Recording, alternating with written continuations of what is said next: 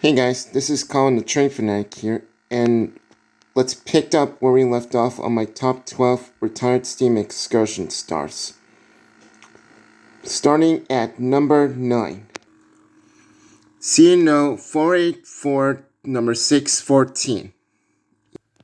614 is a J3A Greenbrier 484 locomotive built in 1943 by the Lima Locomotive Works for the Chesapeake and Ohio Railroad. This 484 pulled passengers and freight trains for the C&O until it was retired. Eventually, 614 would wind up at the Baltimore and Ohio Railroad Museum in Baltimore, Maryland as a static display piece. 614 would eventually be purchased by Ross Rowland in a trade with his fire-damaged Reading T1 number 2101 and was eventually restored to operating condition. After it was restored, number 614 pulled Ross Rowland's new theme train called the Chessie Safety Express as to promote the grade crossing safety and had operated during the 1979 to 1980. In 1985, 614 was eventually relettered to 614T for Ross Rowland's new project called the Ace 3000. Eventually, 614 will be pulling coal trains on the new River Gorge route between Huntington and Hinton, West Virginia, after it's been modified.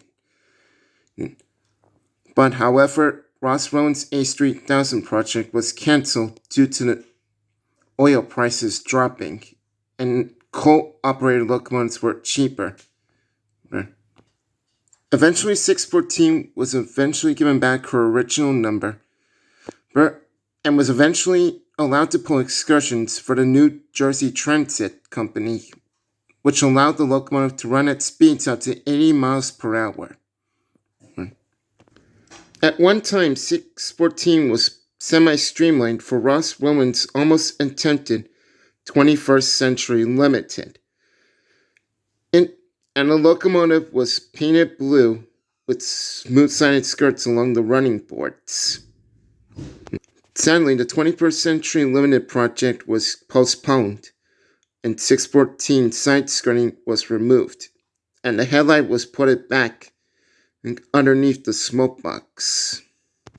Eventually, Ross Rowland went into trouble, and because of CSX's high racing insurance costs, Ross Rowland couldn't afford to keep 614 running any longer. So 614 was eventually retired. There was another time 614 had eventually would wind up its way at the Virginia Transportation Museum in Roanoke, Virginia, where it was sitting on display beside Norfolk and Western J-Class 611. Today, 614 is on display at the C&O Historical Center in Clifton Forge, Virginia, and an attempted paint for the Ross Rowland's Greenbrier Presidential Express. Whether or not this locomotive would return to steam, it is one of the magnificent locomotives to have operated on the main line.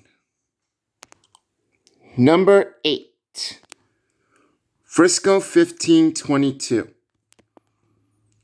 This 482 mountain-type locomotive was built by the Baldwin Locomotive Works in 1926 for the St. Louis-San Francisco Railway, or better known as the Frisco for short. This 482 mountain-type pulled passenger trains for the Frisco Railway until it was retired in 1951. And was replaced by diesels. Eventually, 1522 was wound up at the Museum of Transportation in St. Louis, Missouri, where she sat on display for a while until she was purchased by the St. Louis Steam Train Association and eventually restored the locomotive to excursion service. In October 1988, 1522 made its first run to Decatur, Illinois, and then to Moberly, Missouri. Most rail fans called him the loudest steam locomotive ever heard because the locomotive's exhaust blast shoots out of the smokestack when it's chugging down the line. 1522 had participated in 2 National Railway Historical Society conventions during the 1990s. One was held at St. Louis, Missouri with Union Pacific 844, Cotton Belt 819, and Norfolk and Western Class A number 1218. The other convention was held in Atlanta, Georgia, where Frisco 1522 made a double-headed run with Norfolk and Western 611 to Atlanta on their way to the convention. It was obviously the second convention 1522 had participated in. Eventually, after an 18 months overhaul, Frisco 1522 was back in operation again. In June of 2001, the BNSF Railroad invited Frisco 1522 to hold their Employee Appreciation Special through Oklahoma, Missouri, and Texas over ex-Frisco trackage, which made the locomotive feel like at its old home when it pulled trains for the Frisco Railway. Throughout the Texas, the locomotive spread across the countryside, armed with a BNSF-9 44CW behind its auxiliary water car. Frisco 1522 also pulled several excursions for the NRHS convention, which was held in Texas that year.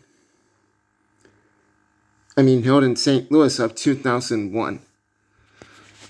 Sorry about that. But sadly, however, in 2000, Frisco 1522 had developed a crack sheet failure, and the St. Louis Steam Train Association found it was too expensive to maintain and run the locomotive. So eventually, 1522 pulled its last excursions and was eventually put back into retirement.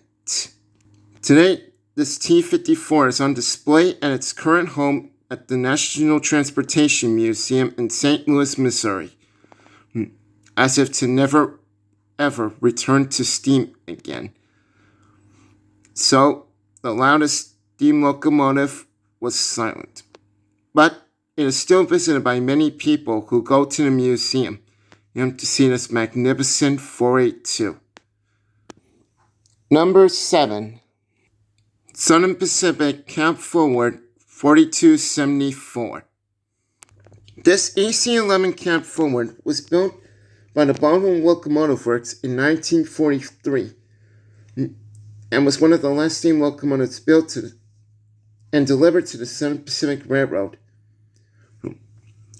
During its time on the Southern Pacific, the AC-11 would pull passenger and freight trains across the Southern Pacific system, but is mostly used on the runs over Donner Pass. It pounded the rails until it was retired in the 1950s and was put into storage in 1956 after being replaced by diesels.